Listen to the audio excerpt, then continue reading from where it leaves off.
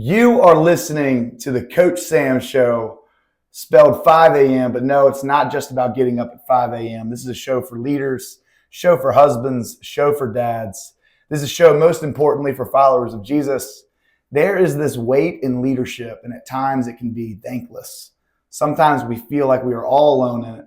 My hope for this show is that men could watch this show and be encouraged and be stirred up to re-engage in all that they have been called to do with passion. The temptation is when we feel this weight, when we get overwhelmed, is to check out. You're going to hear from great men. You're not going to hear from perfect men, but you're going to hear from people who, like you, are trying to figure it out. I believe the Lord is calling men to come back to being true leaders. I think there's a lot of confusion on what this means. Like, what role does a husband play? What role does a father play? And as followers of Jesus, how should we lead our businesses? We're going to look at the way Jesus himself modeled leadership. The king that currently sits on the throne came down, finished his earthly life, not on a throne, but with a crown of thorns. We're going to talk through the joy that is the crown of thorns leadership. Now to our guest. Today's guest is my dad. He's humble. He is patient. He is caring. He's the most hardworking man I know. He loves my mom. He loves us. He loves God. And he is an extremely successful businessman. He had more on his plate than I ever realized. The older I get, the more I realize that. But he still found a way to coach my teams, be at every game, and take time away with his family. The older I get, the more I appreciate my dad. Dad, welcome to the show, man. Awesome job. Thank you for having me. First guest too. Pretty pumped about it.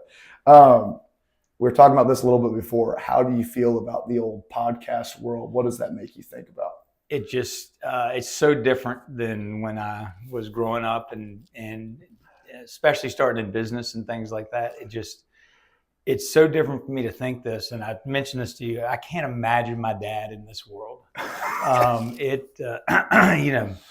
Unfortunately he died a little early, but him surviving in this world of the social media aspect, and I just see the podcast as kind of an extension of that. Yeah. And, I don't listen to many podcasts. I listen to yours. I listen to your brothers every once in a while, but it's just a different way. And to have people that are strongly influenced by that is also amazing to me. Yeah. The influences that I've had in my life has nothing to do with someone just sitting here talking. No doubt. No doubt. So it's so different for me to even think about. So you mentioned your dad it would be a shift for him, to say the least. It'd be tough for him to be like a part of this world. Talk to me about your dad. Like, if you had to just describe your dad in a couple of sentences, what was he like?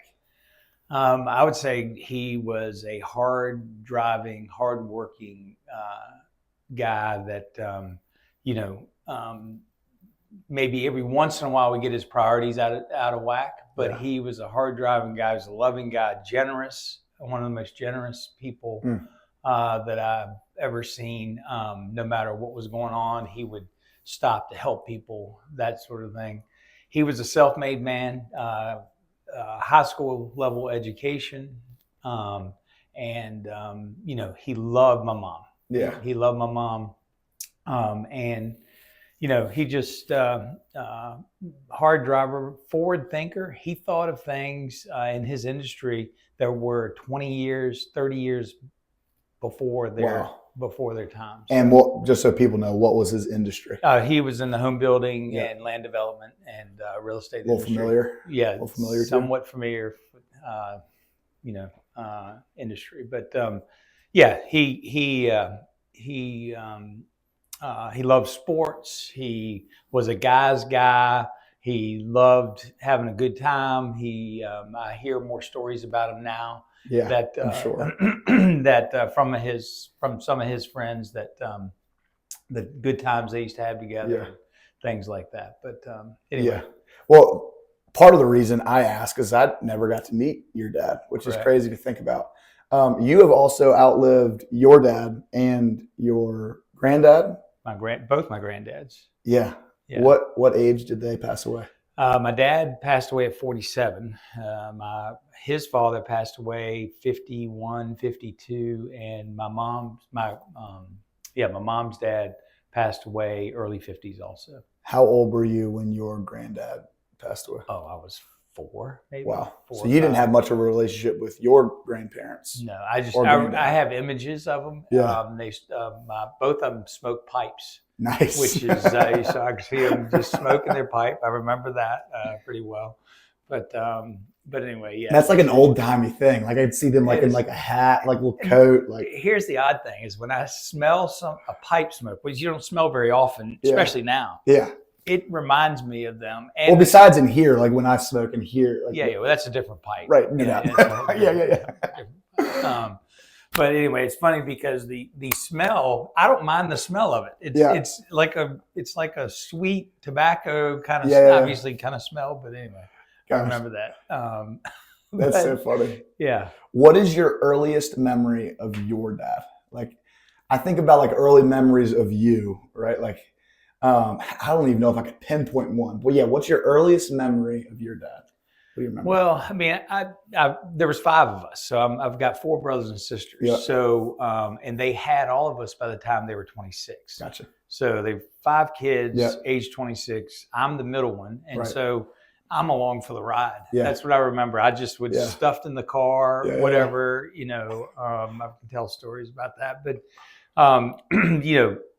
and here's the looking backwards. What some of the memories have. My dad was a smoker, smoked cigarettes. He smoked them like they were, he'd smoke one after another. And I just remember them driving down the road and they have a cigarette in their hand. And I'm sitting in the way back of the station wagon and I can just see the smoke bellowing inside the car. And that's a terrible, you asked first memory. That's not first memory, but that's a memory that keeps coming back. I feel like I've heard that one a lot. I feel like I hear of you guys, maybe it was mom's family. Anyway, driving down to Disney World. That was us. In the station wagon. In the station wagon. And you'd sleep up on like the back part. That was the sedan. That was the car. Okay. That was got it. That was the station wagon. The story is that they used to have the seat that sits backwards and you look out the back window. And the back window would roll down like this. The whole back window would roll down. And they thought they were helping with ventilation by rolling the window down and cracking it for the cigarette smoke to get out. When in actuality, what it did is it drew the exhaust in. So gotcha. I got the perfect combination of exhaust and cigarette smoke going by all at the same time. That's perfect. I was supposed to be 6'5". I think it's done at my growth. No doubt. Do you think that also hurt my growth as well? Yeah, it could have. Translate, yeah. Gosh, but I will tell you, because I thought about this. One of the earliest memories of my dad was very passionate. So he had a temper. He had believe me, he had a temper. Well, I know I've never lost my cool, and I know you haven't either. Yeah, well, we come by it honestly because, but we were signing up for Little League football. So many people don't know this. He's the one that started the Mechanicsville Youth Football League. Okay. And he started the actual Metro League and that morphed out, obviously to all the communities. But anyway,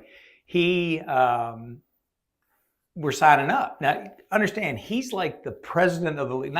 He's not deemed the president, but he's the guy that originated it. We're signing his son up. And all of a sudden they said, and he should have known here's, you have this thing that you should know the rules, and maybe he was trying to just bend the rules. Right. But I was a month too early. My birthday was November. I was going to be 5 in November, and he was signing me up for September football. And they said, you can't play. Ooh. And it crushed me. Yeah. I just remember this. Yeah. And he was in there arguing with them and losing his, what. And anyway, I remember that. I look back on that as a trait of his of defending. Yeah. Of his passion behind that. Now, he loved football. He loved that whole 9 yards. But, passionate defender of his people. Yeah. So that kind of goes into my next question. Like, what do you want to model? Like, what did you want to model as a dad from your dad? And then also, what were you like, man, I think I would do this differently than him? Well, the model part is kind of easy. No matter what he had going on, he would be at events. He would be there for the big events. Now, my mom was the workaholic. I mean, she was the organizer. She, again, throwing the car, that sort of stuff. But the model part is that he was passionate about his family, and he did not want to miss any event. And so some of the unmodeling, and I don't want to be highly critical of my dad, but all of us have room for improvement, right?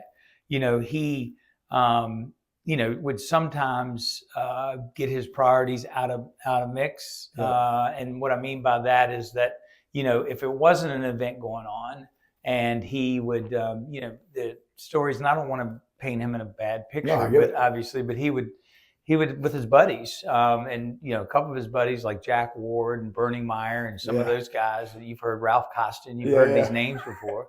We're going to send this to Ralph. That'd be great. That'd be awesome. He'll love it. But he literally, told my mom that he was going out to the Home Builders Convention. And the Home Builders Convention back then used to rotate between Dallas and Las Vegas.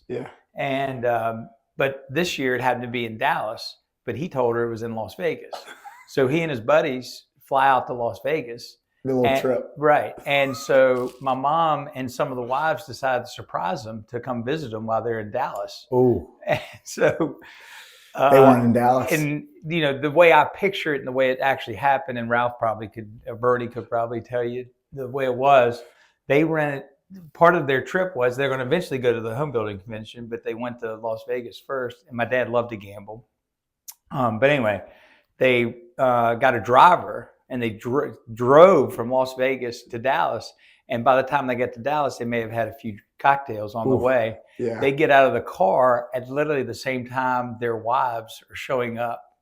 And they're like, where have y'all been? Oh, my gosh. But anyway, and again, I'm just, the reason I say all that is that he would do some things like that. He would. He wasn't perfect. Like, I'm not perfect. You're not perfect. He did stuff that was not great, just like you and I. But but I mean, he, like I said, he was a freelancer. He did it his way. It's my way or the highway kind of guy. You did not argue with him. You did not. I didn't get a chance to really become a mature adult with him, I guess, because I was 24 when he died. But even when I was 20, 22, when he said something, it was yes, sir. Move on. Move on, no matter what, like when I hear stories about your dad, and then obviously like growing up with you and being around you, like Jesus models like lion and lamb, and you can see like the lion in your dad and you. Like, I hope to embody that as well. Like this passionate, tough, I'm going to do whatever it takes. I'll defend my family. Don't mess with my family, like that kind of thing, which I respect. But also, Benjamin might have gotten a different dad early on than I got, just from hearing you guys talk about it.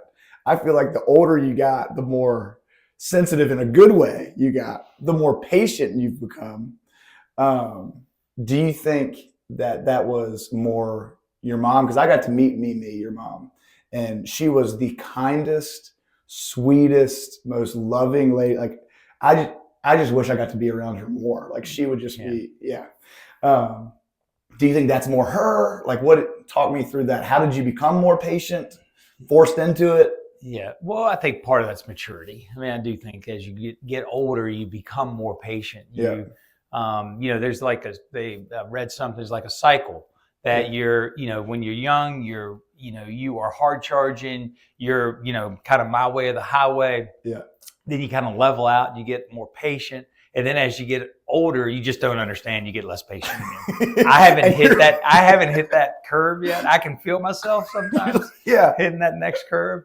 But yeah, my mom was just a sweet soul. She was God placed her on this earth to be with my dad. Because she was the sweetest lady. She patient. loving, kind, taking care of us. I just can't imagine. She's a little small lady. That may be where the height thing comes in, by the way. Gotcha. She, God, me. Yeah. All the things that I love about her. Yeah. No. I mean, goodness. But anyway, she, I just remember vividly like things that would happen. And I'll tell the story. You've heard it before, but the whole thing, we decided to paint bicycles. And so we had a hot crawl space in the house. So, it wasn't a basement, but it was high enough to where we could stand in it. And I think Lenny was like 3 or 4. Maybe I was 5 and Bubba was like 6 or 7, whatever. Anyway, and maybe a little bit older. I can't remember. Anyway, we decided we're going to paint the leftover paint from the house was in the crawl space. And we knew about that. Yeah. And Bubba knew where a lot of things were that we could get in trouble. I mean, he accomplished that. Check that box. If you want to get in trouble, hang out with Bubba for a while. As a youngster, obviously I love my brother, but anyway. So we go in the crawl space. We're painting bikes. Then we decided it'd be a good idea to paint our brother. So we're literally. So you literally painted your brother. Literally, like did you like hold him down? Hold him down. Volunteer, hold him down. I mean, like on his face, like paintbrush. See, I feel bad for Lenny because like I was the younger brother. Yeah. But anyway, keep going. So anyway, my mom.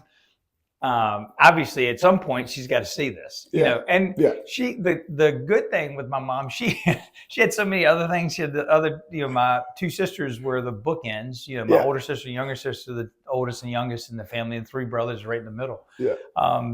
She would just let us go play, and we had free reign. We caught the woods on fire one time. Literally, fire department woods like.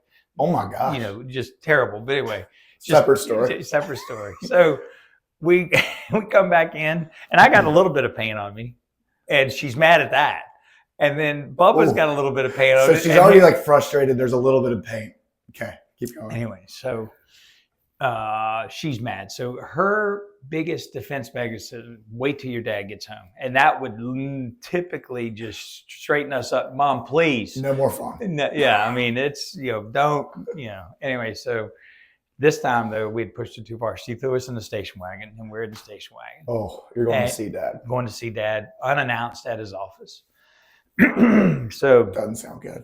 Yeah, his office was a nice little brick office, and he had a. Is Lenny still in this car? Yes. Oh yeah, okay, so all of us. She had to pack the 2 girls in there too. So like, just to get like an image of this, you got a little bit of paint. Bubba's got a little bit of paint. You got your sisters in there, and then you got Lenny head to toe covered. Okay, got it. Covered. I mean, what color? Hair. I mean, I remember green. I don't know why I remember green. Okay, I mean, got it. But it might have been some yellow and blue. I mean, who knows? Okay, can't remember. Yeah, Harvest Gold was a good color walls and stuff that day, so I'm sure yellow was in there. Got it.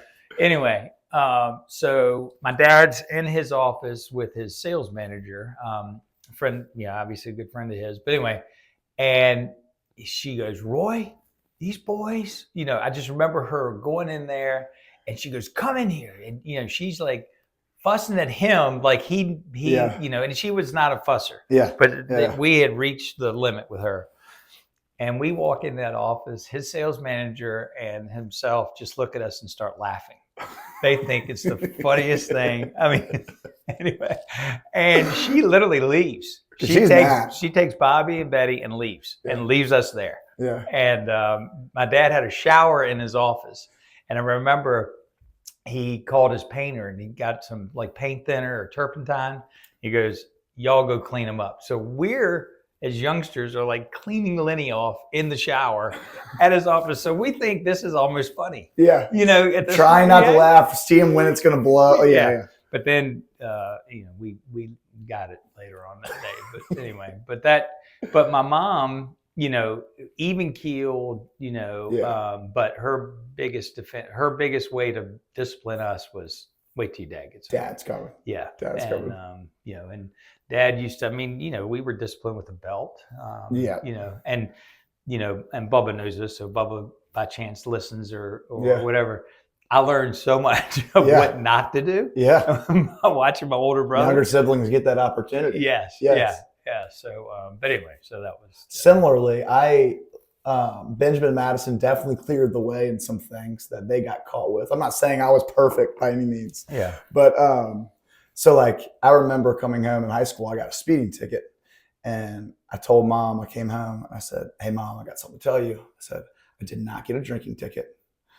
I just got a speeding ticket. She goes, oh, thank God, that's fine.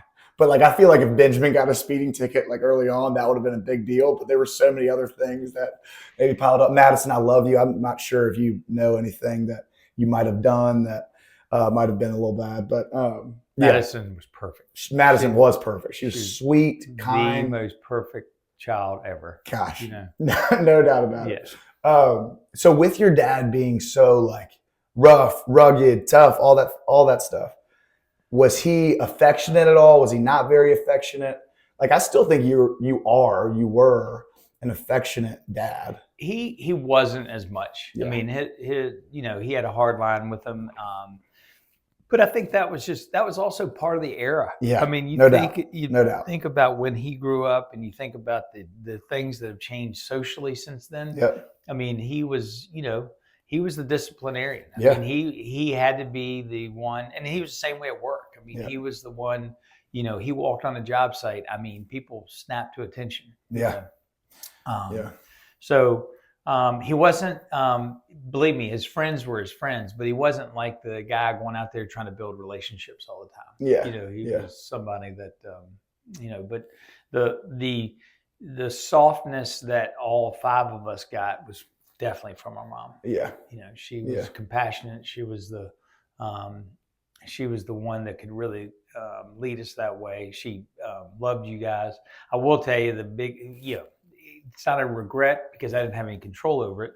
But one of the biggest things is I know my dad would have loved seeing all you guys grow up. Yeah. And I think that would have been, that's the thing that I get a little bit sad about, because he really loved sports. He loved, Betty and Bobby were like the twinkle of his eye. I mean, that's awesome. I was going to ask about that. Like him being a dad of daughters, like what that was like. Yeah. And, his, who knows what would have happened beyond his, years if he was alive. But I think he would have been a great grandfather. Now, I'm trying to think. Yeah, was Christy alive? Christy, I think, was born maybe before he passed. Yeah, gotcha. She was. So, but anyway, she was just a baby. At that point. Actually, maybe not. I don't know. Anyway, I lose track of time. Yeah. With you, so I asked the question, like, as far as him, what you would model from him and what you would do differently, and basically, like, you would model and you would replicate the way that he defended and the way that he cared, and he was super generous too, which I really don't think there's anyone more generous than you. Like, I think I want to model your generosity. Like, I think you would give up anything to help people. And you've shown that over your life. You would do whatever you can to help people. Even when you're frustrated, you would still help people. And there's countless examples of that, even with us, but also with people outside of our family. If you could go back, what are things that you're like, man, I wish I would have done this sooner, wish I would have done this differently? If you could go back and you could start knowing what you know now, what would you do differently? Okay. I mean, there's so many things. I mean, you can always look back and say, gosh, this. I do remember this, and just tying back in a little bit to my dad. My dad was a yeller. I mean, he, deep voice. I mean, he get angry. He would just, not necessarily curse, but I mean, you knew he was firm. And so I thought that was the way you communicated when you were mad. Yeah. And so you're talking about the difference between Benjamin and you, and even Madison and you, is that Benjamin probably remember this. I mean, and you remember, like, I would yell. I would yell. And I would do that some even in business, which didn't gain me any respect, And so the things that I've learned is you're much better. Being angry at something is okay. Voicing it in a way that you're trying to intimidate probably is not the best way to do it. And I still do that, everyone. And admittedly so. I mean, I'll get angry about, something that I'm passionate about, or something that we've done. And I will lose my, what. Yeah. But I think I've got a much better grasp on getting it back. And so Yeah. there's one thing that I would change is I would hopefully have learned that earlier, Yeah. what have you. Also, and I've talked to you about this before, when I was, my dad had died and I was trying to figure out what I was going to do. I had, I just got married. I had a baby on the way. He did know Benjamin was on the way. So, cool. So okay. he knew we were happy. What year again was it when he passed? He passed in 89. Got it. So Got anyway, and he passed in July of 89. Benjamin was born in February of 90. So gotcha. So wow. we were a couple months pregnant at the time. We got to talk all through that, but keep going. Yeah. I can't imagine that stress, pressure. Anyway, keep going. Yeah. So anyway, so I didn't know what I was going to do. I didn't know any of those things, but I did know this is that my dad, always thought money would resolve stuff. That's his mindset was the more money I can make, the easier life becomes. And so that was kind of my mindset. Yeah. And really from, my early days in business, probably till mid 30s, even up to 40 years old, that's what guided me. Yeah. Was make as much money as possible. Because money was going to solve everything Yeah. and, what have you. And, I think it was Queen Elizabeth said that, the only thing that money solves is money problems. Yeah. I mean, and that's one of those lights that go off eventually. Yeah. But anyway, so I think, one thing that, the cool thing for me is that I've been able to learn so much from you guys. If you pay attention, if you truly pay attention and kind of sit back and look, I've learned so much from you guys in that, just for instance, Benjamin and his Rogers Long Team. I shout out Rogers Long Team. RLT. If you need a house. Powered by Hometown Realty. Of course. Of course. Sorry about that. Anyway, his relationship building with his clients. Yeah. If I would have done that better in my beginning years, because shamefully a little bit, my life was transactional. Yeah. Get to this transaction, go to the next one. Get to this one, go to the next one. Yeah. And if I would have built relationships along the way, that was something that I would change. Yeah. Because I could have really done a lot of different things. But anyway, so those are, building relationships with clients, building better relationships with friends, and that sort of stuff. I think that I could have done. I certainly can do a lot better. Yeah. So like the yelling piece, which I still have questions about, the relationship building. What was the other one that you said? It was in the middle of that. But anyway, like there's an element. Oh, not chasing money. Yeah. Not just chasing money. Which, like, do you think that's easier to say on the other end once you have it? Like, because I feel like I'm in that mode where it's like it's tempting to want to I'm just going to make as much money as I possibly can. Like, that's going to be the goal. Do you think that's easier to say now after? Like, what do you think? Well, here's the fortunate thing of that is that I had to go backwards. So and you guys didn't know this, and this was, the pressure and whatever, but between 2008 and 2012, which if you think about what your age was during that time frame, our business was declining. And I'm not proud to say this. I made more money than I ever dreamed of making, thought of making. I also lost more money than ever. I mean, we are writing 6-figure checks a month to keep things afloat. Gosh. And literally almost lost everything. So, yes, it is easier in perspective, but you've also been to the bottom of it. We'll get to faith in I'm sure will be part of our conversation. I lost everything. I was down to where we mortgaged our house to the hilt. I had borrowed as much money as I could on different assets I had just to keep things afloat. Goodness. And I had to start over, more or less. Yeah. I had to start over. So, yes, is it easier to say in perspective now? Yeah. Maybe, but it's not like I made it and kept going. I made it, lost it. So if you could go back to yourself, like starting early on, like what would be the direct message that you would say to young Todd, when your dad passes away and you're thinking, I just got to make as much money as possible? Like, what would you say? I would say make sure that you don't get your, whatever, your feet ahead of your skis, or have whatever that saying is, because I just felt like, the next land development deal we did, the next project we did was going to solve any of the other problems. What happened was the faucet turned off. It was no more sales coming through the door. Yeah. It was, there's so many things in business that I've learned, my specific business that I've learned. One thing, I've always had partners.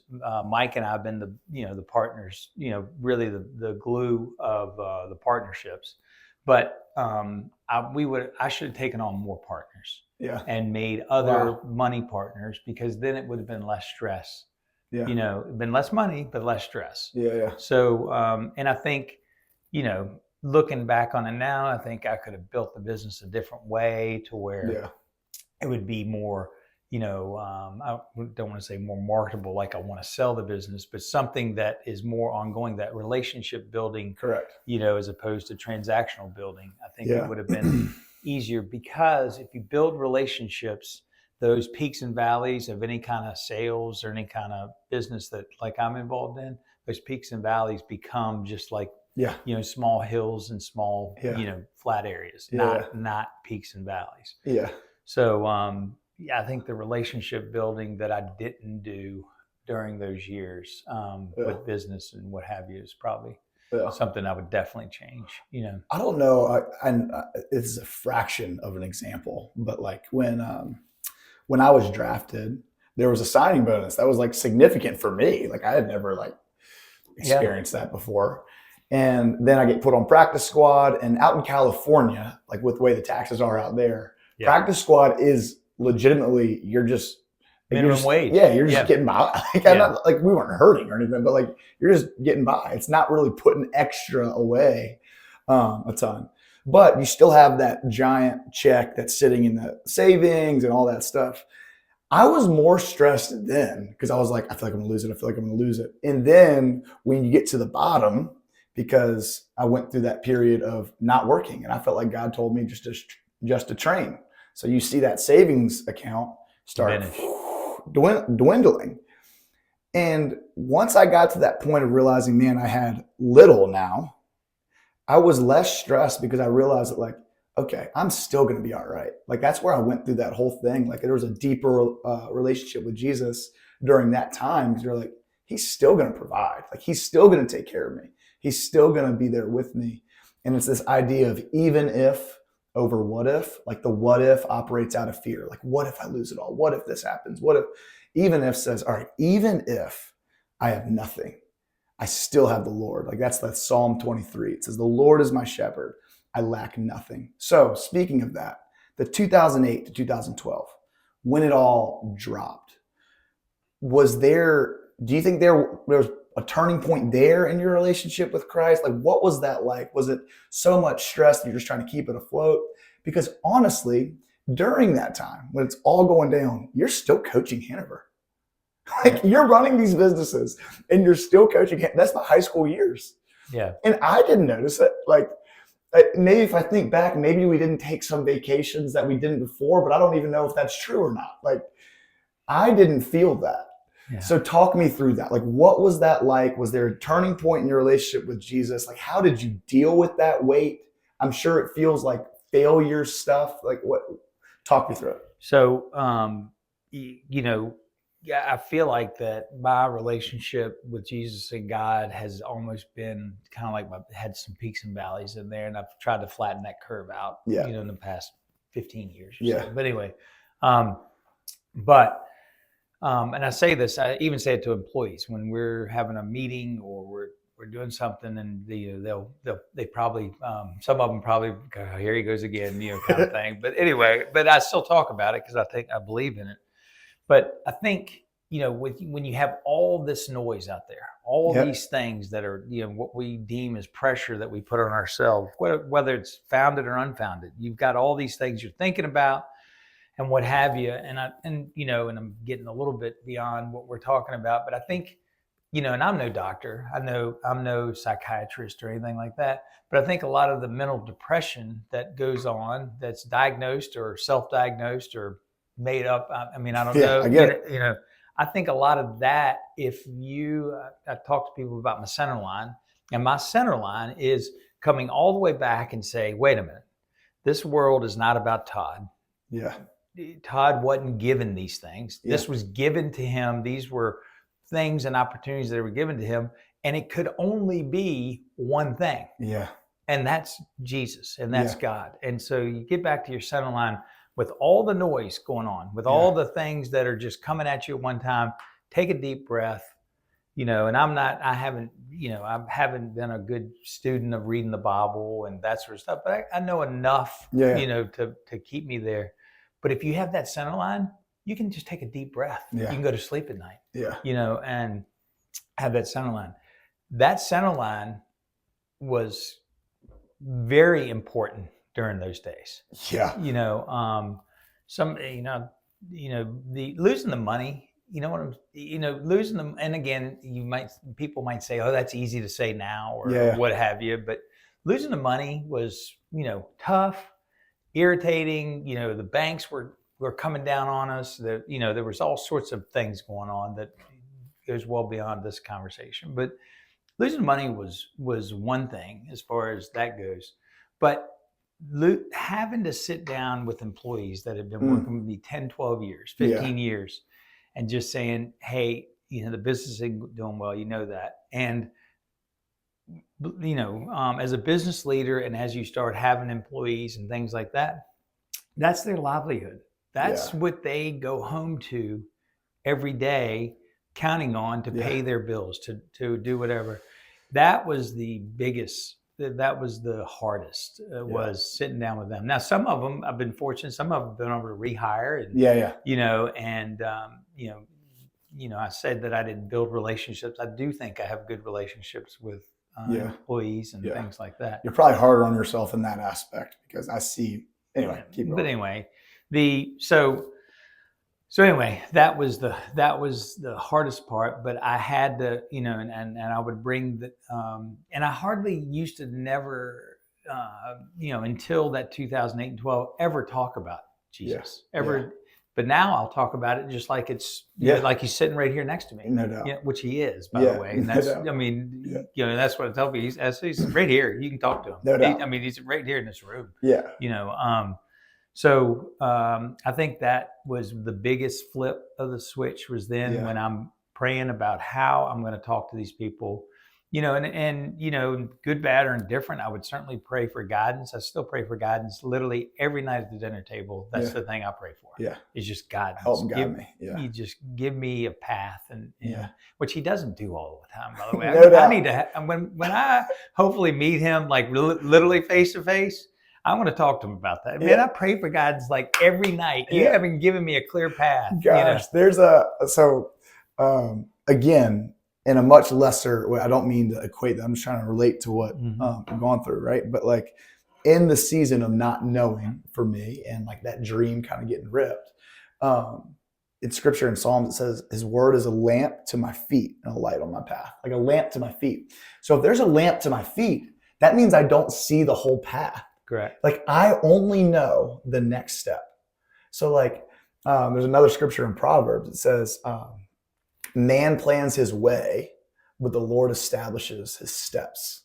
So like, man, like I picture this, like me going up to God and being like, Lord, here's what I'm going to do with my life. Yeah. And he's like, here's what I'm going to do. Correct. Yeah. Like, here's my plan.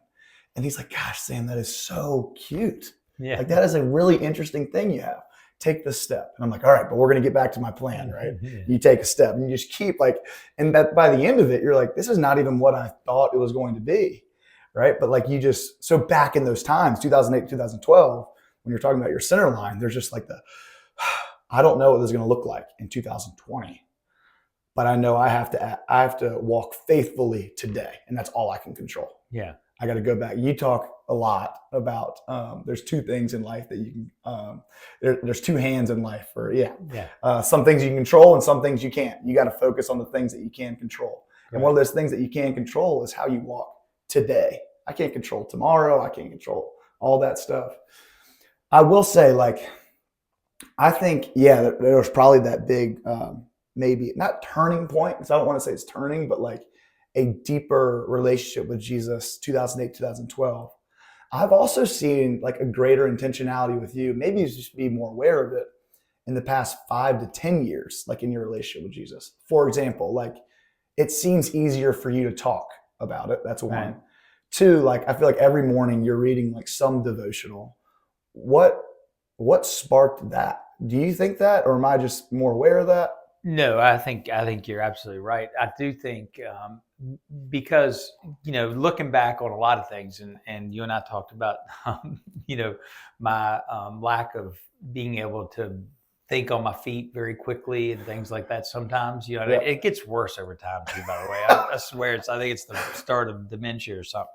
But anyway, but part of that is I have to study. So a lot of times I internalize a lot of things before I put it out there. Your mother's not like that. She's good at right now. Yes, and she's awesome at that. But anyway, so I had Jesus in here the whole time in my heart. I've never really shared it, you know, or what have you. And so I'm literally sitting there reading one of my, just you mentioned the devotionals, and I've been fortunate enough. Dave Blanco actually has given me like a shout out Dave, shout out Young Life. Yeah, that's right, Young Life.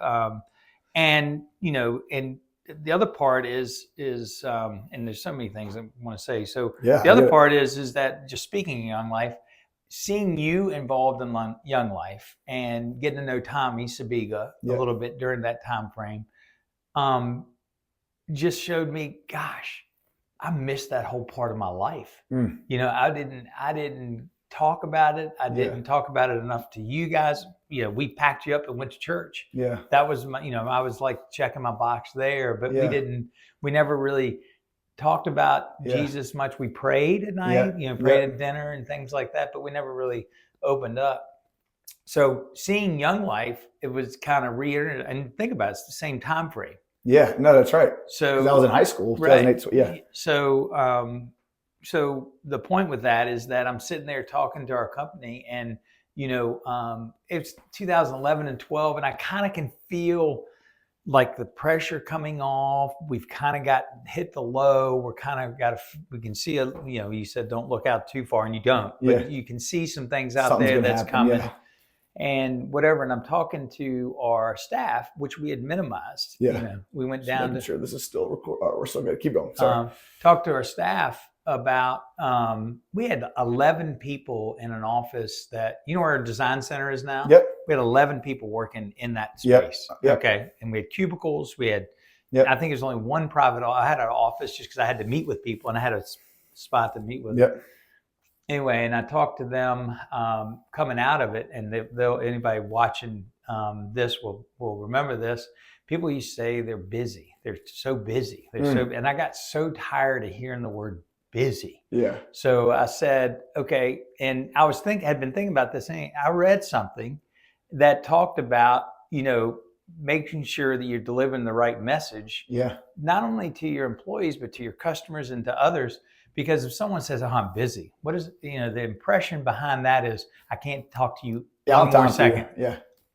And I hated that. I still hate that, by the way. But but anyway, I just read something about being more proactive. It wasn't the same word, but anyway, being more productive, and that's really what it meant. Is that you have been given talents on this earth. Yeah. You need to produce, and it didn't say produce, but you need to take those talents and use them and be, in my words, I wrote down productive. Yeah. And I said, so for every time you're going to say busy, you replace it with productive. Yeah. Just say, hey man, how things going? God, I'm productive today. Yeah. Doesn't that sound much better than, you know, but anyway, the point being is that I shared that. That was the first time I shared any kind of reading with our staff and employees in that room. And we had just converted it to the design center at that point, but still it was like 20, 30 of them, and they were in there, and people still remember that today. They go down the hallway and they say, productive, you know, I'm not busy, I'm productive, you know. to reemphasize that point, I still hear people talk about, when they're talking about you, like people that work for you, they talk about how you always talk about a center line, and they will now say productive. And now it's become like this funny thing, and they're saying it probably not with heart. They feel overwhelmed. They feel busy. They're like, I'm productive. You know what I mean? But like, it's cool. I love that. Yeah. So it's cool to see you. It's really fun to see someone that I extremely like, I look up to, a model for my life, and you still are like growing, and you still are deepening a relationship with Jesus. It doesn't seem like it's in your DNA to like get to a spot and then coast, like, all right, I'm good. Like, you are still pressing in and seeing like, hey, this is where I can still grow and still get better. Yeah.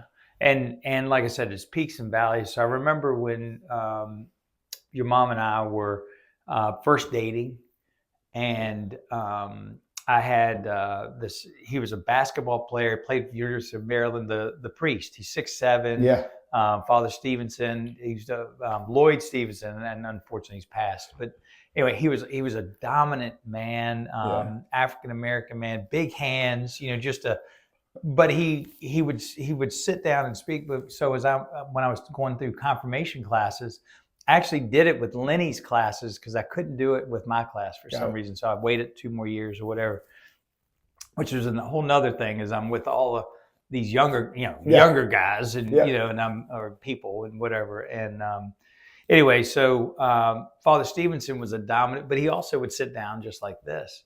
And I thought, gosh, he is probably the most holy person I know. Yeah. He played basketball at the University of Maryland. Yeah. He's, athletic. He's certainly, but he's the one that married Mom. Yeah. So awesome. Anyway, that was like when my interest peaked, and I was probably in 10th grade, maybe. And I had to be, because I was dating 11th grade, because I was starting to date Becky, and I started dating then. But anyway, so that was kind of getting to a peak. I got to college, and I forced myself to go to church when I could. Now, I don't want to be, anybody went to college with me is going to, call me out on this. So I want to make sure everybody knew, if I made it once out of every 3 weeks, I was doing good. Yeah. But I would force myself. I remember forcing myself, because I said, I got to get to church. Yeah. I mean, it's like in Catholics, we say the holy day of obligation. You've got to get there. And you feel like that inspiration was from this priest Lloyd. Yeah, like 100%. You got like picture him in your head of like, you got to get there. Yeah, because I had some priests that I didn't want to model after. No. I mean, they were, tough on you and whatever. But this guy was like a, like a role model. And he's a cool dude. Yeah. I mean, he was like, stud player. Yeah, that was when high five started. Is that I had to jump to get his high five right there. But anyway, but I remember that. I don't even know why I'm saying all that, but I remember that's part of the peaks and valleys I have. But I was at a level, monotone relationship with Jesus for a long time. So when you say continue to grow, I had such a long way to go. Yeah. When I started growing again. So I got a lifetime still. Yeah.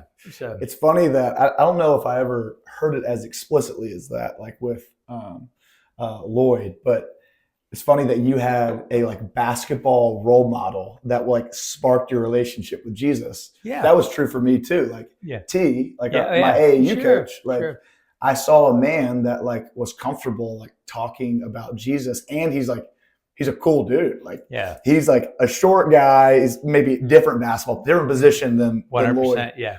But one of the most athletic dudes I've ever been around. Self-made guy, went to Hampton, Sydney. I'm pretty sure like on a full-ride academic scholarship, like doctor, but also like he's mixing it up with us playing basketball. Yeah. So he's a stud, like mentally, physically, spiritually stud. I looked up to him. Yeah. And he's able to like put his arm around you and talk about Jesus. And that like sparked my relationship with him and like opened my eyes. Like, oh, I can be different, and I can be this guy. And I think it's so important.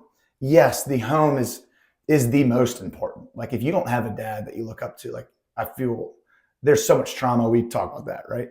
But there's also people outside of your home that are so, so important for you to be like, I want to model that guy. Yeah. Who was that for you as far as like, outside of your home, I want to model him as a dad, as a husband, as a business, whatever it may be. Who are those guys outside of your home? There were just components of several different people. Got it. I mean, it wasn't like just a guy. I mean, I mentioned Bernie Meyer before. Yeah. Business-wise, he was that guy. Yeah. He was that guy. He was our family attorney. He was a real estate attorney. He was a developer, worked with my dad a lot on projects, and they were partnerships together. Yeah. I would literally call him anytime he'd pick up the phone. Yeah. And I remember that like it's yesterday. So when people call me, I try to pick up the phone. Yeah. And it's just like one of those simple things. The other thing Bernie did, and Bernie has heard me say this, as far as someone as a role model, I said, Bernie, we need to sue them. He goes, you can, probably not going to win, but we can sue them. He'd calm me right down, or whatever it would be. Yeah. But he'd also, he gave me so much, like I said, picking up the phone, never received a bill from him. Yeah. Never, ever received. He's extremely generous, like with his time. Yes. Yeah. And he just kind of coached me up through that. And we mentioned Ralph before. Ralph helped me out financially. I needed a loan. I forgot what it was. It was a minimal loan. To me, it was a maximum because I needed it at the time when I was just starting out. Yeah. I had mortgages to pay. I had, children to feed. I had no money coming in. It was, because in the late 80s, there was also a little recession that no one talks about. Yeah. I didn't know we were going through it because I was too dumb. Yeah. I was just working. This is just work. You know? Anyway, and I'm contemplating what I should be doing, whatever. But Ralph, I went to Ralph, as he was a partner of my dad's, a friend of my dad's. And I said, look, I forgot what it was, $10,000, something. It's significant at the time, still significant, but significant at the time. Literally, he got his checkbook out that second, wrote me a check. Gosh. I mean, and it's just his generosity, and he could care less. There was no paperwork, no nothing. Obviously, I think I paid you back, Ralph. Hopefully I did. Anyway. $10,000 check coming your way right after this. But, I think of him as, another part of that role model during that time. But, and then I was so fortunate, any long-term business relationships you have, you're going to have peaks and valleys there too. But having having Mike as my partner and us being able to bounce things off each other. But Mom and I started dating at 16. Yeah. She was the biggest influence. Wow. She was, so if you look at somebody to look up to, and then you have your wife who is just a model person. And she's just she's had a heavy influence on me. A lot of times, especially early on, I didn't recognize it as much, but certainly as you get older, you recognize, the strengths in your life, and she's right up there next to Jesus. I mean, she's the one that, she's awesome. That's so cool. She really is. But anyway, so I had a couple of people that influenced me, but it was more business. And think about this again, going back to I was about making as much money as possible. My goal was that. Alienated, I feel like, a lot of my high school friends. I have great high school friends, by the way. I alienated a lot of them early in my career. I've hopefully rekindled some of those. We got a big party coming up next week. I think there's like 5 of them coming, one of which I hadn't seen in a while. I'm so excited to see them. And I have that golf tournament there. Just things that I've gone back and tried to, patch up a little bit because I was so money driven my early part of my career that's all I thought about was the next deal. Yeah. So anyway. Gosh. Oh, that's so cool. Yeah, there's always multiple people that surround people to have, like, the idea of, I'm self-made. It's just never true. Like you never do it alone. And what's cool is, like, maybe I didn't hear all those things explicitly about those people that had influence on you, but I guarantee you there's 10, 15, 20, 30 people that would mention that you are one of those people that have helped shape them and influence them. And I'm sure that's in business, but also something that we'll talk about. You were a coach for 21 years.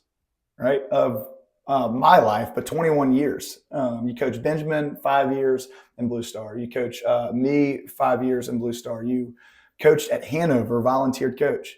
And I don't think, did they sign you to big contracts? Like when you Huge. Yeah, I got 100% raises every single year. That's perfect. I mean, Yeah. so like it did supplement your income. Well, I tease people that same period we've been talking about. I said I went coaching because they didn't ask me for any money.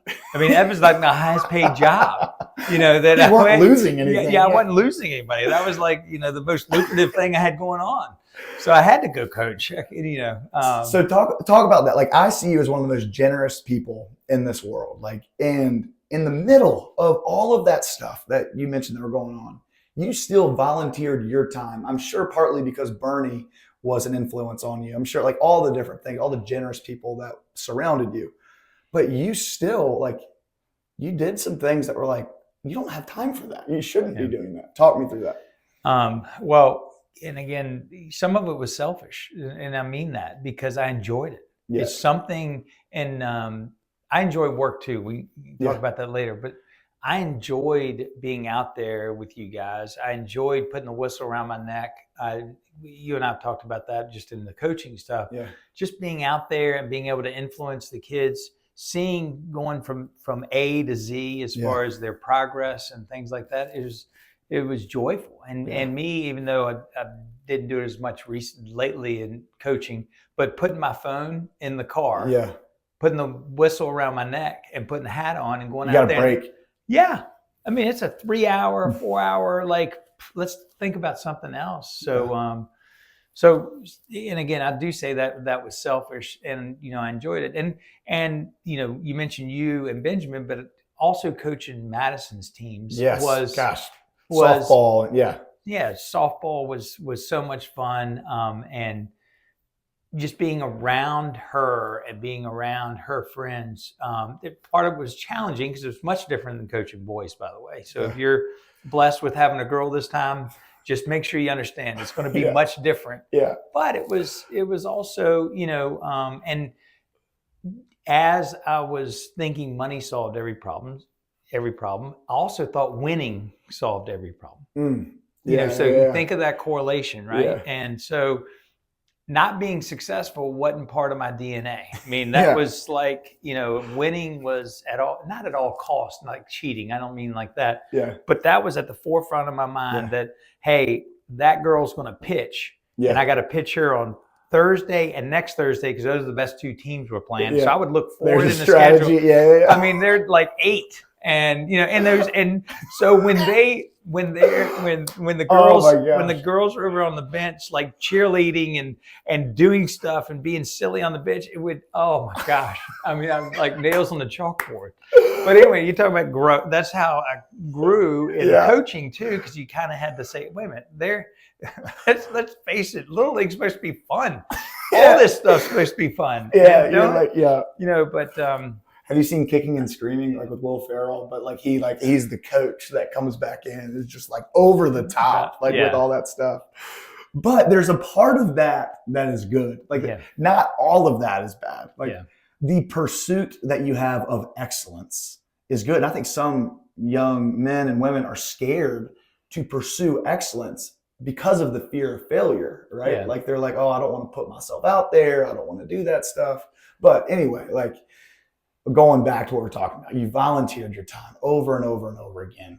You also, talking about Madison playing softball. So there was a phase of life where Madison's playing, I'm playing, Benjamin's playing. We're all playing sports. You're running around like a chicken with your head cut off, probably, but I don't feel that. Mm-hmm. Right? Like I'm just a kid running around. You also have a business to run. You also are married, which requires intention. Like you can't ignore your wife in the most important relationship here on earth and not put work into that. With all of that, did you ever feel that weight? Like, did you feel like, I don't know how I can do this? Do you block that out? How do you handle all of that? Sleep wasn't required. Sleep was optional. Sleep was optional. Got it. You know, being tired is, you know. Yeah. We are back in.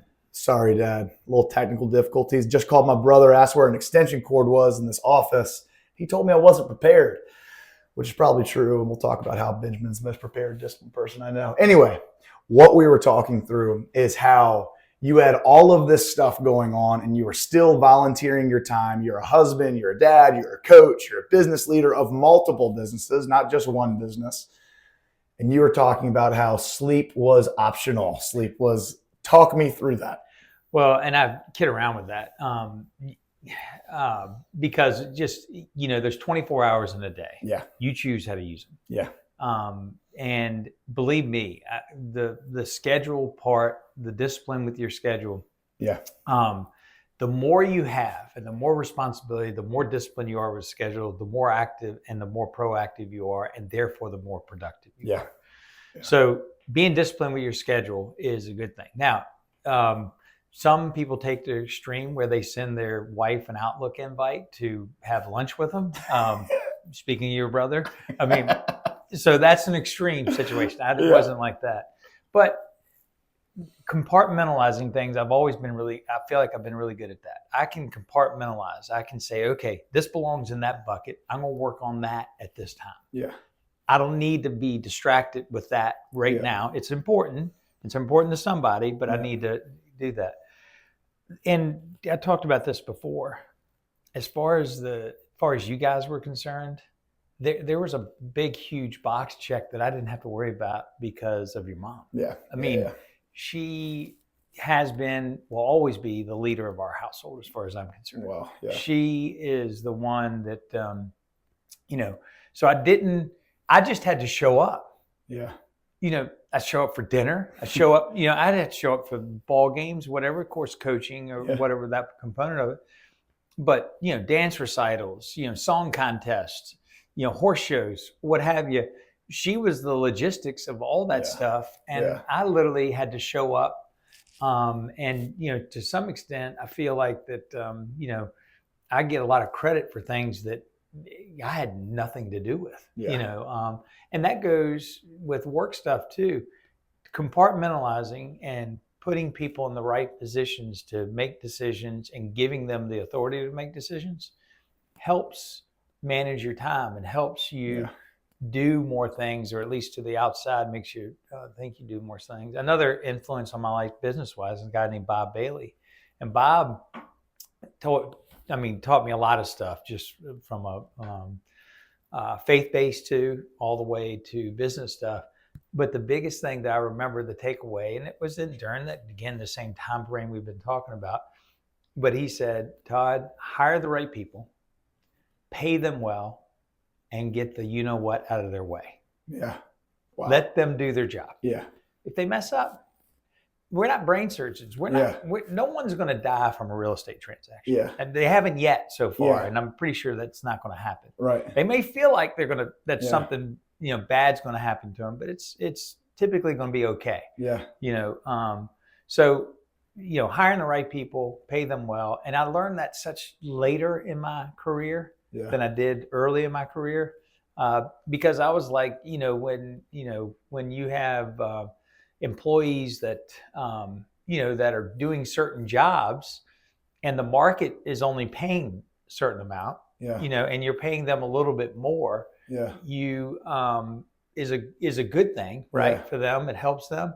But if you have to go backwards and then they have to go back in the job market to get a job, and you've elevated their pay, and then they've elevated their lifestyle because of that. So it's a tricky balance as far as all that, as far as the paying you well and that sort of stuff. But I've been, so back to all these things. So the coaching was really the only thing that I had to be in charge of. And even your teams and Madison's teams and Benjamin's teams, I always had a bunch of assistant coaches. Yeah. Yeah. And I would go, big old staff.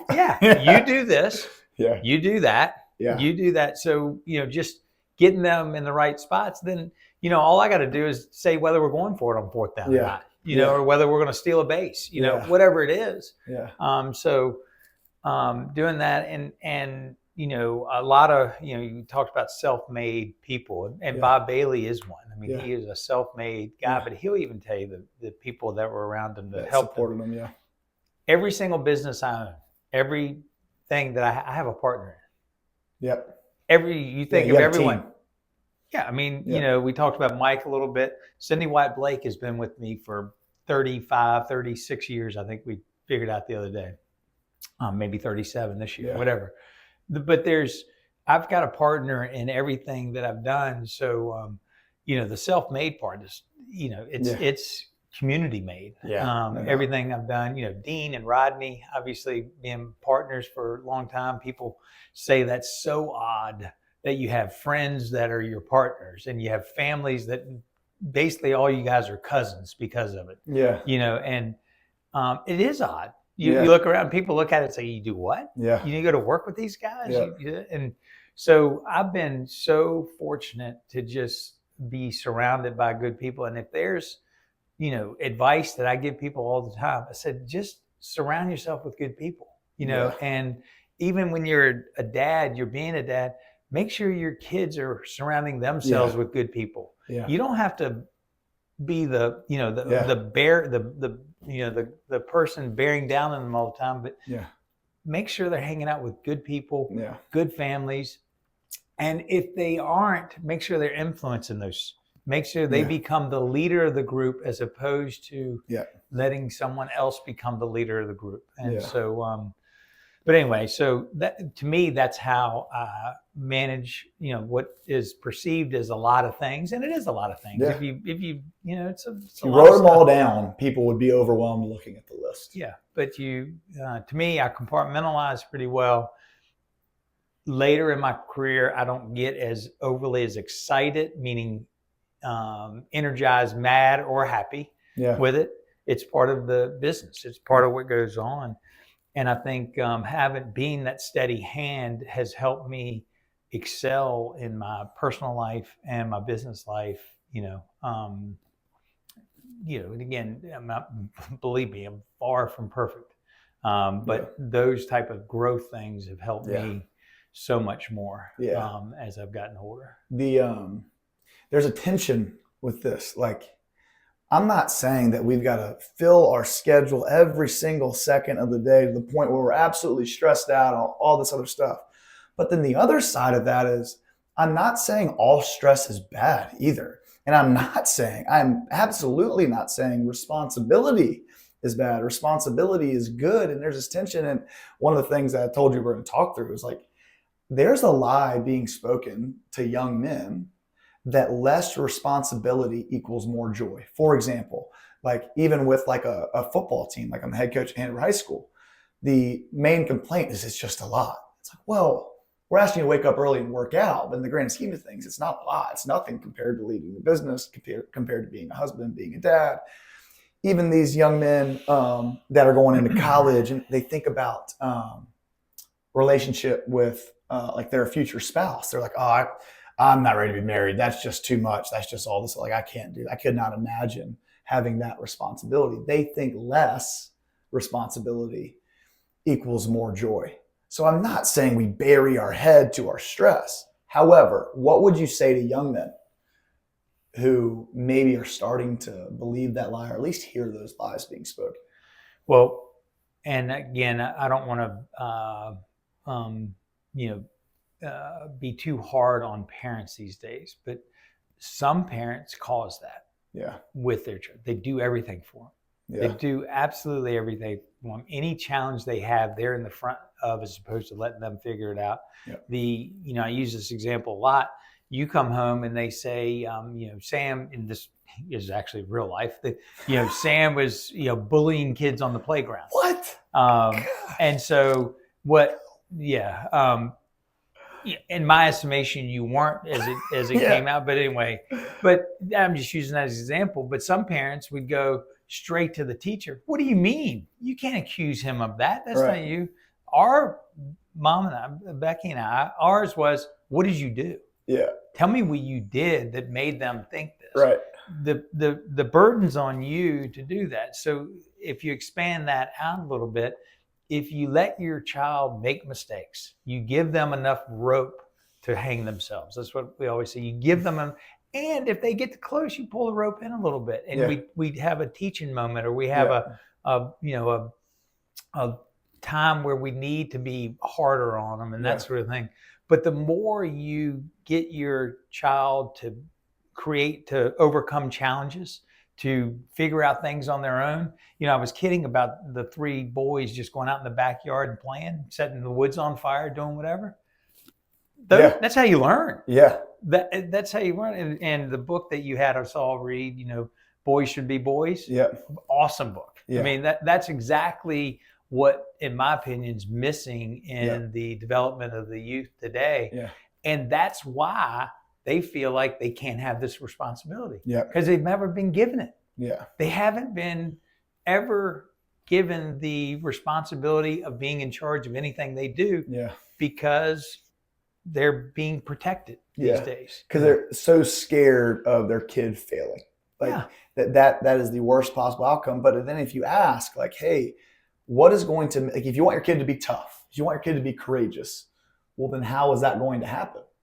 They have to go through hard things. They have to deal with failure. They have to fall short. And putting the burden back on us is like a huge deal. Gosh, that's all. There's so many different things that you could talk through, but let's shift to you, the husband. Okay. Like, you talked a lot about mom and how important she is. Like, describe mom. Give me your couple sentence. I don't know who she is. Who is Becky Rogers and why is she such an influence on you? Well, she's the most caring person in the world. I mean, she cares about everything. And I'm not even going to say to a fault, because it's not a fault. That's such an asset that she has. She cares about everybody that she's around. She cares about everybody's feelings. She cares about what someone would think if this happens or that happens. And so to me, she is the most caring person there is. She also is, we've grown in our relationship together. I just enjoy, sometimes I get quiet, and it's not because I don't want to talk. It's just because she enjoys talking. Yeah. She really does. Now, she will probably hear this and say, well, you never listened to me. And I tell her that I've got like a Pentium processor. You don't even know what that is, but it's like a old school computer. I haven't upgraded to Windows 5 yet, or whatever it is. I don't have any of that. So there's only so much I can take in, But anyway, she loves to communicate. You talking about relationship building? Yes, gosh. She checked that box. She can find out anything about anyone. She should be a PI. Yes, no doubt. But anyway, she and loving, caring. My gosh, her influence on you guys, and then seeing you guys parent. Again, I'm just an observer. I mean, it is the most beautiful thing you ever could imagine. I've said this to others, and I can say the same about you and Benjamin, but watching your daughter become a mom and excel the way that Madison excels at being a mom, the influence on that is her mom. Yeah. The influence, 100% is her mom. Yeah. And just seeing that is just, there's so many parallels to what Madison's going through. Lane's working hard. He's away some. His job pulls him away and that sort of thing. That was the same with me. I mean, I was late nights. I had board of supervisors hearings, getting home 11, 12 o'clock, midnight, having a 7 o'clock breakfast. Don't even see you guys. Yeah. And you're dealing with some of that in your own life now too. Yeah. But it takes a strong pair and, to make all that work. But she is, I've told you before, she's been such a guiding influence to me that, you talk about people you look up to. I literally look up to my wife. Yeah. I mean, and she, I've just been very blessed in so many ways of being surrounded by really good people. Yeah. And she's obviously at the top of that list. Yeah. Scripture says that he who finds a wife finds a good thing. Like, it's a good thing. Like, even in the garden, when God created everything, he creates everything. He says, it's good, it's good, it's good, it's good. And then he still says there's something missing. After he creates Adam, there's something missing. And then he puts Eve, and he takes the rib out of Adam and creates Eve. And they both are made in God's image. Yeah. Both of them, male and female, created in his image. And then, like, Adam looks at his wife and he says, bone of my bone, flesh of my flesh. And like, is just madly in love with Eve. And it's this perfect relationship. of Adam, Eve, hand in hand, looking at the Father, which is like really, really cool. And I remember for me, seeing Lauren walk down the aisle is when I lost it. Like I would lose it. Like I might lose it talking about it, but like there's all these, you don't know how you're going to react. And you see the doors open, the music shifts, and I see my beautiful bride walking down the aisle, dressed in white, coming towards me. And I'm just like overwhelmed. I'm like, I can't believe that I get to be with her. I feel like the way that Adam must have felt, like looking at Eve, walking towards him, like, oh my gosh. And then I feel God speak to me, this is the same way that I feel about you. And I'm like, goodness, like this is what I get to be a part of. Anyway, you with Mom, one of the greatest things that you did is you talked to us about how awesome Mom was. When she wasn't around, you weren't complaining. You would never complain about Mom when Mom wasn't around. When we would like just be driving in the car together, sometimes I remember you just sighing and going, your mom does so much. Do you guys know that? Like she is awesome. She is great. And hearing you say that is awesome. One of my coaches said, he looked at one of our players who already had a kid and wasn't married yet. And he looked at him and he said, the best thing you can do for your kids is to love their mom. Mm-hmm. The best thing you can do for your kids. Yeah. And I'm not saying that you would say that you've been perfect. I'm not perfect in loving Lauren by any means. But to see you do that, I don't even know if there's a question. I just want to thank you because it's like, that's the way it should be. That's the way that you should. Anyway, that's the way you should model. But and you know this, relationships change. All sorts. There's all sorts of things that happen during relationships that you've got to continually do. There's one thing that's not an option with Mom, and not an option is being quiet about it. Yeah. She knows how to bring up a conversation. If something does bottle her up, she finally lets it out, which hardly ever, because she lets, and I say that it is joking, but it's a good way. I mean, it's no different than, I get to talk to people, younger parents, dads specifically, several of them, ask me, hey, tell me the secret sauce. And, really no secret sauce.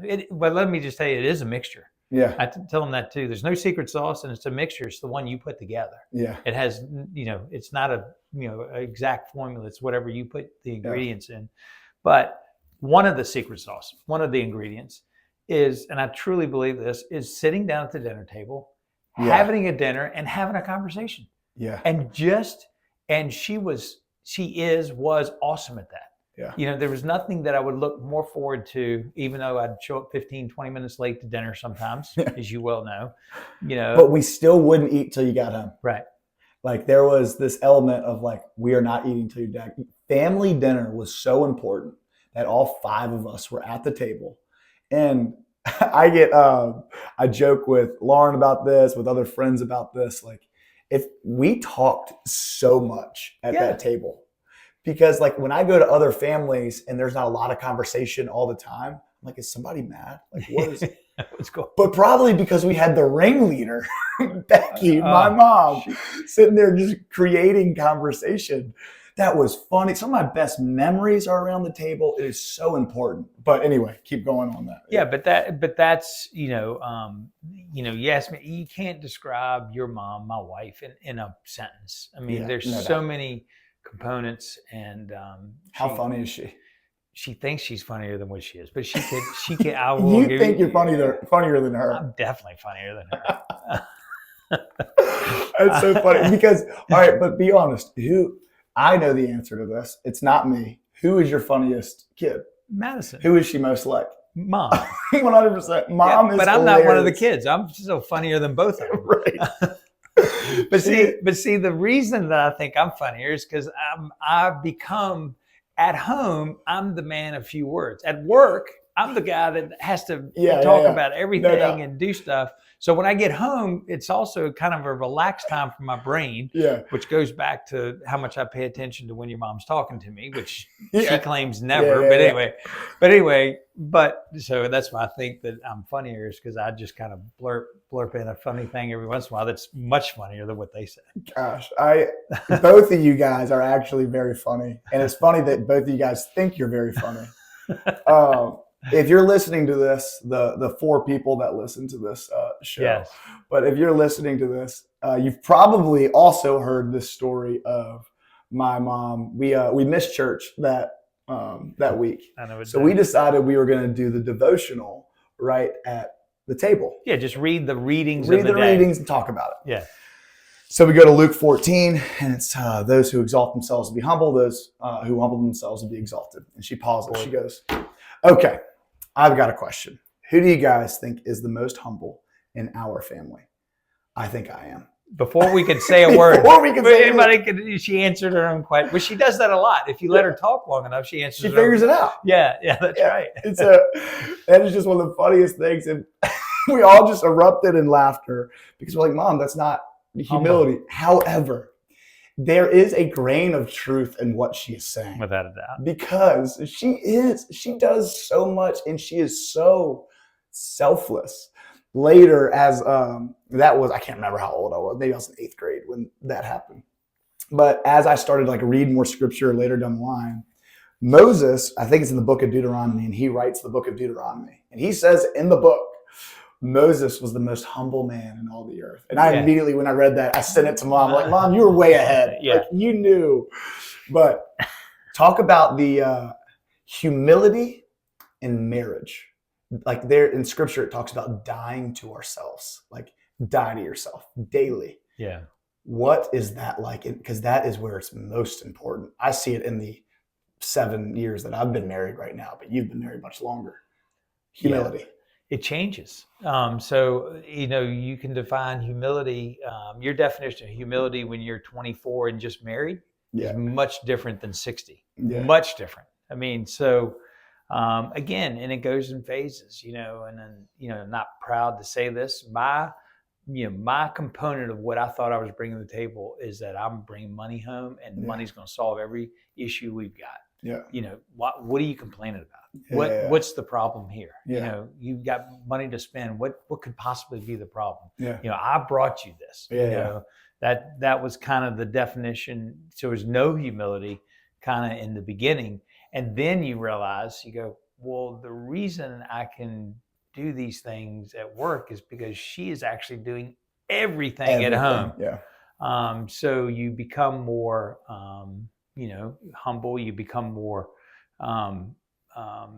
acknowledging what the extremely important role she has, and the as you get older, the more I mentioned before about Madison and becoming a mother, seeing that and seeing that people say, gosh, your kids, they're, you and Benjamin and Madison have all been we've been so fortunate in a lot of different ways with the way that you guys have,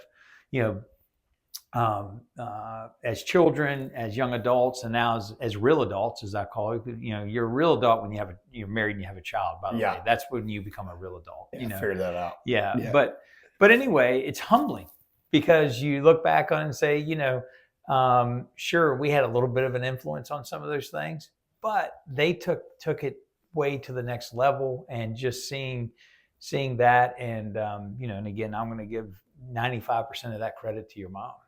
But go ahead. Sorry. Yeah, but anyway, the humility, that component of it, and seeing you guys grow and being there. There's another part of it to where I don't need to be the leader when I come home. I think when y'all were growing up, there was a heavy hand or, what have you. And just so everybody knows, I didn't lay hands on y'all all the time. Yeah, because I would have fought them back. Just kidding. Yeah. But anyway, but if there was a heavy decision to be made or whatever, I would obviously step up and make the decision. But for the most part, that was her, that was her domain. That wasn't, that. So, and again, I'm not here to give all sorts of parental advice or whatever.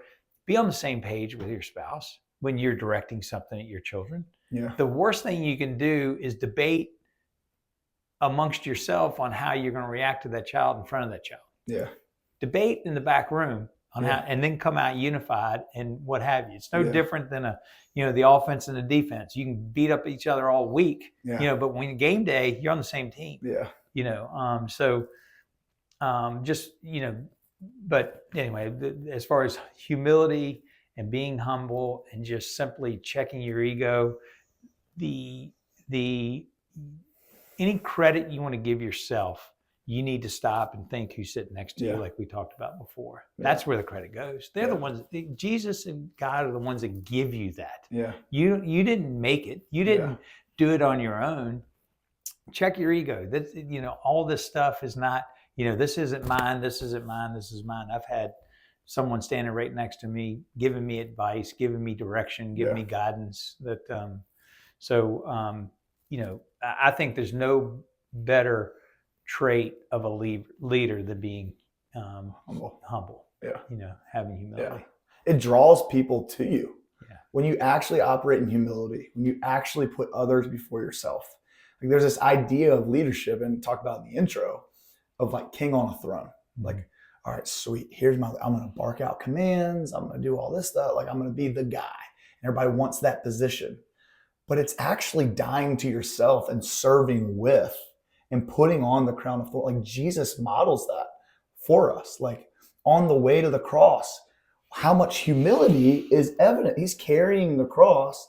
People are shouting insults at him, and he's advocating for them to the Father. Like I imagine in marriage, there has to be obviously humility, an abundance of forgiveness, an abundance of grace, abundance of mercy, believing the best in each other, even when you fall short. And anyway, you and Mom, the coolest thing that not everybody can say is you guys just fight through anything together. Y'all will figure it out. And there's an element of saying, hey, there is no way out of this marriage and we have to figure it out. And luckily you have a wife that will bring up things that you guys get to talk through. Right. Right. So you guys can do that. Yeah. All right. We're going to go into the last part. I mean, I feel like I could ask, but we're going to start narrowing in. I told you there was going to be an AI section. My dad, huge advocate for AI. Like you love it. Allen Iverson is one of the best basketball players I've ever seen. These are like simple questions. This is not our speed round yet, but these are simple questions. These are AI generated questions. So what I did is I put this in to I can't wait. To a prompt, and I just said, all right, here's two. They're good. They're good questions. My partner in Train Up Academy, Ben Smith, will love that I used AI for this. He is a great competitive AI. All right. First question from AI. What does it mean for you to re-engage with a calling you feel on your life, especially when things get tough? If you had to describe that, what does it mean for you to re-engage? What does it mean to me to re-engage? So say you go through a time when you're like, you feel like you're out of it, but you need to draw back in. What does it mean to re-engage with it? Especially temptation is maybe I've already built all these things. My kids are already out, but there's still a calling. You have a pulse. You have a purpose. There's still a reason you're here. What does it mean for you to re-engage with the calling that God's put on your life? So I guess right now in my life, the thing that I like re-engaging is seeing the growth in others, is seeing and with children, it's the joy that brings me is beyond description with y'all's families, your children, us being blessed with 7 grandchildren, soon to be 8, is awesome. Awesome. I mean, it just, continues to we be blessed there. But seeing you guys grow as young adults, I told you as children, young adults, now real adults. And then also, I get that joy at work, seeing people grow, and shout out to all these people, but Patrick Ashley, who came into my life 11 years ago now, I guess, maybe it's 13 years anyway, but it was right during the end of that time. Of 11, 12 kind of time frame. Sorry, Patrick, can't remember exactly what. Smart dude, just, knows the building business better than anybody I know. Go getter. And if you think about what he likes to do in his free time and what I like, he's a big outdoorsman, hunter, fisherman, loves his kids, loves his wife. I mean, he's a great influence that way. But seeing him grow the last 12 years or so, 13 years, has been awesome. Also, some other people that and I can name so many people, but Jackie Fields, and seeing her starting, and then seeing her growth and her family now. Her family, all of her kids are grown up now. I remember them being born, and seeing that part, the amount of joy and the amount of things that I see, and just seeing people's growth is like my part of my next stage. And so we're starting a couple new divisions at our company, and just the excitement behind that, doing some of the training that we've been doing actually with you, and doing some of the stuff with Build is brought my eyes back to, things that I need to be focused on and that sort of stuff. Now, is it, people say, well, that's, could be money driven, could be whatever. Sure. That's a component of it. And you got to be fiscally sound, and you've got to make good decisions to keep operation. But just seeing all these people, continue to grow, Brian P., Troy, Cindy, Sasha now. I mean, just people that continue to grow with our business is just, is kind of like my next phase. Yeah. Yeah. You get your joy from others and their growth. Yeah. All right. Here's one I think is pretty good. It's like a 2-part question. And this will be the last AI one. Then we'll go into the speed round. Okay. How has fatherhood shaped your understanding of leadership? Are there specific lessons you learned from being a father that have impacted your leadership style? Yes. I think fatherhood, for me, has taught me patience. We talked about this a little bit in the beginning, is that, there's a curse and a blessing in being a leader that wants to progress as fast as possible. Yeah. The curse is that you're so focused on Benjamin being able to throw the football that you forget how to teach him. You forget the components there is to teach him. Hey, pick up the ball and throw it. What's wrong with you? But wanting to see it go from here to here, and then all of a sudden it's over. Yeah. And you go back and you look and you go, gosh, I wish I had, more time. I wish I had more patience. I wish I had more, free time to be with those kids longer.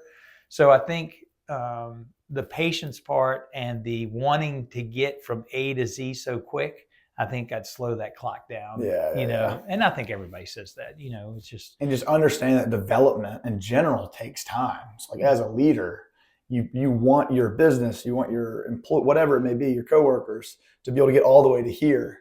But understanding, you got to help them through it. You got to walk them through it. Understand there's peaks and valleys that you talked about before. Right. That's cool. All right. We're going to go into a speed round. Christian, you don't know this, but this is sponsored by the Local Cup. I so appreciate you guys sponsoring the Coach Sam Show. I know you guys are all about better husbands, better fathers. Here's what the speed round is. Series of questions. Okay. They're going to get from shallow to a little bit deeper, but you still have to answer quickly. Okay. Like we're not going to rush through it. You still got to answer quickly. Okay. So like 1-word answers? Some of these will clearly be 1-word answers. Okay. Right. So we'll go through this together. This is the first ever caffeinated corner is what we're calling this. Yeah. I just made that. I don't know. But this is what we're going through. Sound good? Sounds great. Okay. It could be either or. And you understand this is not a strength of mine. You understand right now. Which is why I love this. I internalize so many things, and I try to think before I speak. This would be great for your mother. She would be really good at this. All right. You can't explain the why behind your answer yet. If you want to go back after, you can. TV show or movie?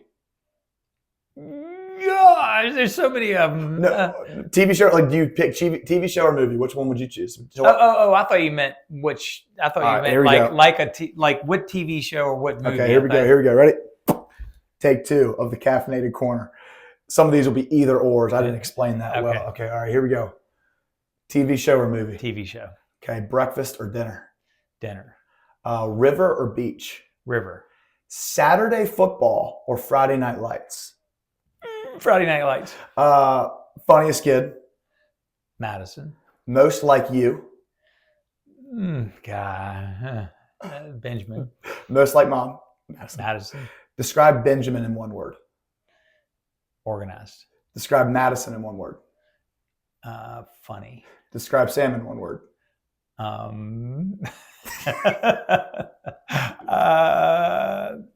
Gosh, hardworking. Describe your wife in one word. Awesome. If your dad was here and you could ask him one question right now for your dad, what would you ask him?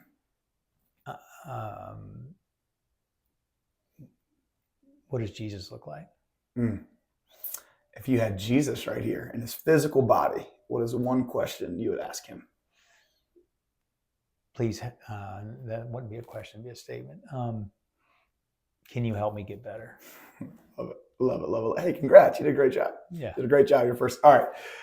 Talk me through TV show or movie. Why'd you pick? You said TV show. Maybe too long of a commitment. Might fall asleep. Well, TV show. I love football. I love watching a show on TV as opposed to going. Mom loves the movie. I like the movies too. I like pop. I like all that. But she loves the movies. So I can't stay awake during a movie. It takes forever. The one thing that I can do is if I'm locked in on a TV show or movie, I can stay up all night. I love it. You said dinner.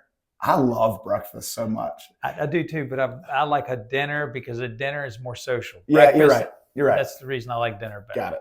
I know why you like the river. We've gone to the river. Do you dislike the beach? Benjamin dislikes the beach. He'll complain about the beach.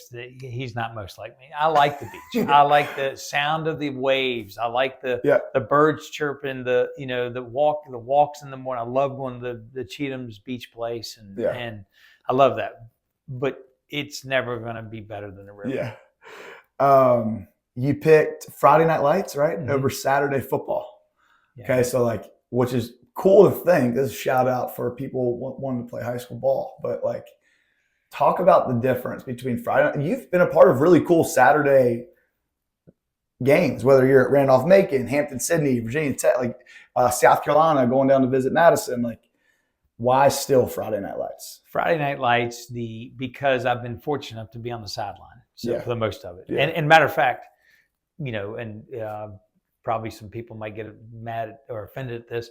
One of the reasons I asked to be assistant coach when Benjamin was playing originally, because I couldn't stand the dialogue in the stands. Yeah, I mean, it just is so hard sometimes. They don't know. But being on the sidelines and seeing the energy, seeing the game unfold, there's nothing like that. Yeah. There's not, and the fun component of that's really enhanced it. And towards the end of my kind of first phase of coaching, we had headsets, and the dialogue between the coaches and stuff that's behind the scenes that ought to be taped. I mean, it's it is.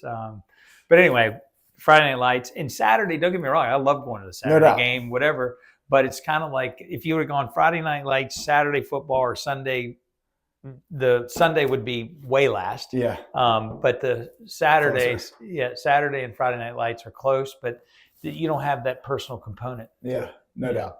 And you're playing in front of your town. There's just more. You know the people you're playing. Yeah. Yeah. Encourage your kids to play high school sports or play sports in general and multiple sports. No doubt. The funniest kid, I agree. I think Madison is hilarious. I think Benjamin's actually very funny too. He's very funny, but that makes sense to me. Madison was always the biggest goofball too, growing up. But she, she teaches about Burley. Burley and her have a lot in common, I think. And Burley, her son. But also Charlie and her are like twins. And so it's Charlie, Madison, mom. They're all. Yeah. But she's the funniest. She's an awesome mom. And anyway, she's just awesome. So internal temp high. Hey guys, still working out the kinks with video and getting all this stuff straight. Yeah, but evidently it's not the first time you've broken a camera. So yeah. When did I break another one? I'm just kidding. Oh, okay, all right. The old thing about breaking a gotcha, camera. ugly. Yeah. Thanks, Dad. That's so encouraging. Most that's easy. Most like Mom. Most like you, Benjamin. I would agree. But I think there's components of all of y'all that are like both of us. Yeah, no doubt. So, Benjamin, organized, the most organized person that. What was the one for Madison? What was it? I just said funny, just because. I mean, she is, but I don't want that to be taken like she's always just trying to be funny. She is, but she's also extremely hardworking. Like unbelievable. She is so hardworking. She's a mom that gets up early and just runs and runs and runs and runs. Anyway. I think she ran like a half marathon at like a 7:15 pace or something. She's unbelievable. And then your wife, in one word, just awesome. And I truly think that you mean that. Like, you are in awe of your mom. All right. Yeah. We're going to close it out.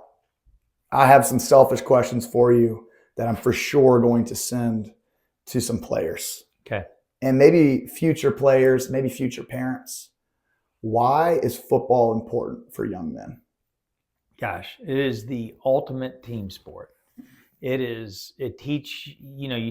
talk about all the different things, the components of life: humility, planning, organization, understanding that why the weightlifting ties back into the game, the Friday Night Lights. It's so many different life lessons that are involved in the game of football. The old adage, the offensive lineman doesn't rush for any touchdowns, but they had, 4 touchdowns that game. And the 5 offensive linemen, if they didn't do their job, that one running back wouldn't have the opportunity to do that. Yeah. The ultimate team sport. And it's hard. Yeah. Here's the thing. Any sport is challenging. Don't get me wrong. And I'm not, saying the other sports aren't challenging. Football is the hardest. Yes. You put time, effort, energy into potentially only 10 games, maximum 14 games during a year, or 15, I guess 15, it is now. But anyway, you put that much time, effort, and energy, and the ups and downs that you celebrate, the wins, the components of wins you celebrate, with your teammates, with your brotherhood, and the lifelong friends that you make out of that is just incredible. Yeah. But the life lessons are the most important thing with the game of football. It'll teach you more how to be a better husband, how to be a better father, how to be a better employee, how to be a better business leader, how to really create a center of influence, a center line in your life. I just believe the game of football teaches all of those things. Yeah. And like this idea that physicality is bad. It's just like people get very worried about injuries and concussions. And I understand that there's these horror stories.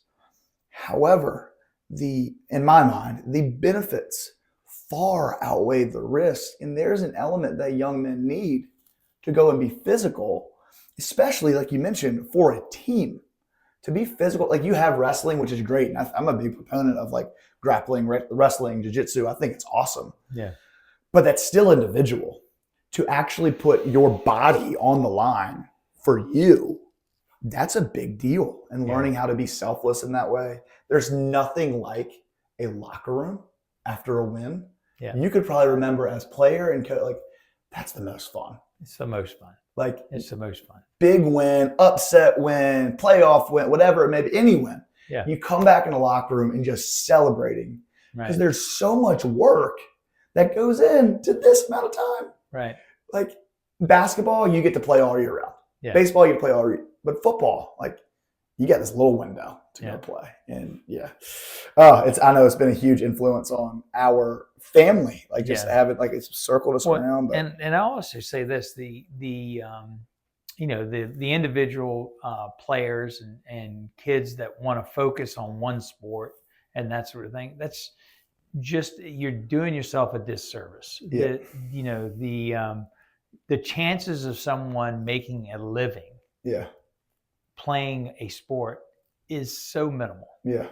I mean, so making a true living. Yeah. I made it as far as you could go and still was out very quickly. Yeah. And those, the parents have to understand that at a young age and at a young age of their children. And if they do, that's great. Yeah. If you're, a Tyler Warren, I think he's got a really good shot. Heck but yeah. he's Great got job. some God-given talents, just Yeah. like we talked about. You don't do anything alone. I mean, the dude's 6'6" and he's 255 pounds and can run like a deer. I mean, He's awesome. Anyway, my point being is that you don't have control over that. Someone else does. What you do have control over is how your mind can shift to work hard, the hard work, the components of the hard work, and how it gives you results. Yeah. And if you go 0-10, there's just as many lessons as 0-10, probably more than 10-0. No doubt. Anyway, but it's I've always just thought of football as the ultimate team sport, and it teaches so many life lessons. Yeah. Gosh. Well, Dad, you are the best. Thank you so much for sitting down with me. There's a reason that I picked you first to do these interviews with. I look up to you more than you know, even in your later life. I just can't thank you enough for being on it. You're welcome, and thank you for having me. I feel honored and special to be on it, and hopefully they can cut out whatever they need to make this a good. It'll be fine. Good reading or good listening or whatever. But thank you for letting me be on it, and thanks for letting me share. I mean, it's just it's fun to be able to look back and share some stories and things on your life. So anyway, last question. I'll give you a question, and then we're going to pray together. Then we'll be out. Speaking again to young men, okay, what would you share with young men right now to encourage them? One message you had for young men. I would just say, find your center line. Find your center line, and hopefully that's some component of your faith. Yeah. But find your center line and understand that decisions you make today is not going to affect you the rest of your life. Take a chance. Don't be scared to make a decision because you're afraid it's going to ruin your life. Got it. Now, obviously, you got to make. I know what you're saying. You're like, don't be scared to fail. Yeah. Yeah. You're not saying that it's meaningless to go and do certain things. However, you're saying that don't let the fear of failure crush you. Yeah. It's awesome. Love it. And lastly, just another thing just popped in my mind. Don't take anything too seriously. Yeah. Putting a smile on your face and being a good person and being able to laugh and enjoy life, that's part of what God wants you to do. Yeah. Don't be afraid of that either. Don't take it too seriously to where you can't have any fun with it. Yeah. Love it. Awesome. Well, I'm going to pray for us. Okay. Thank you so much for being on this. Lord, thank you so much for my dad. Jesus, you're so faithful to us. Thank you that we get to learn over the years. We get to reflect. We get to refine. Lord, thank you that my dad loves my mom. Thank you for how much of a leader he is. Lord, we're just praying that his purpose would it wouldn't be over right now, God, that he would continue to affect people positively, that you would help him to continually, like he is now, continually re-engage with the calling that God has on his life. Lord, he is a man that's going to sprint through the finish line, God. He's going to be a man that continues to impact people for the kingdom. Lord, we pray that the next 20, 30 years, 40, however long you give him, God, that he continues to dive in to relationship with you. Lord, it says in Scripture, though outwardly we are wasting away, inwardly we are being renewed day by day. And we're just declaring that over my dad, the biggest role model in my life. Lord, we love you. We praise you in your name. Amen. Amen. Thank you. Love you. Thank you. Love you too, buddy.